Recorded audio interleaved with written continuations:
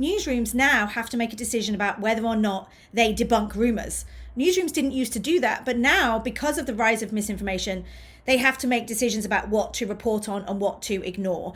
And there's real challenges here, because if there's a rumor, but it's only circulating amongst a small community or low-level numbers of people have seen it, if the likes of CNN or BBC debunk it, they're actually giving that rumor huge oxygen.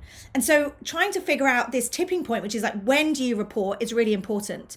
Because actually we've seen evidence that if rumors are left to themselves and you don't have the likes of a CNN or a BBC or a WHO step in, then the rumor travels so quickly that actually it's very difficult to debunk, because by that stage, people have seen it multiple times. It's kind of lodged in their brain. So by the time they see the debunk, they're like, are you sure? I've seen a number of people talk about it, and it's much harder to dislodge. So this issue of the tipping point is actually really important.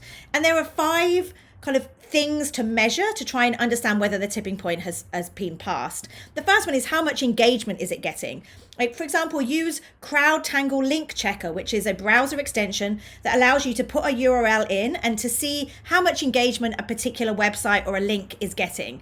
That kind of engagement question is really important. You might also, if you're using CrowdTangle or NewsWhip or some of these other types of tools, some of them are paid for, some of them are hard to get access to, but if you do have them, look at the prediction graph.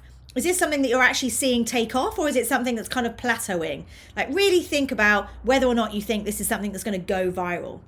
Secondly, is it moving from one community to another? So often we see, well, hang on, it's in a certain sector of kind of mums groups, but actually it's staying there. And we don't necessarily think it's moving very fast. We're just going to sit on this and monitor. The third thing that you want to look for is this jumping platform? So it starts on Facebook, but all of a sudden you see it on Instagram, you see it on WhatsApp, you see it on YouTube. Then you might say, well, hang on, this is moving at speed, and we actually now have to do something to slow it down. Number 4, have you seen an influencer sharing it? So it might be a celebrity or it might be a politician, but somebody with a huge audience, if they share a link or a rumor, then that's a reason to kind of step in and try and slow that rumor down.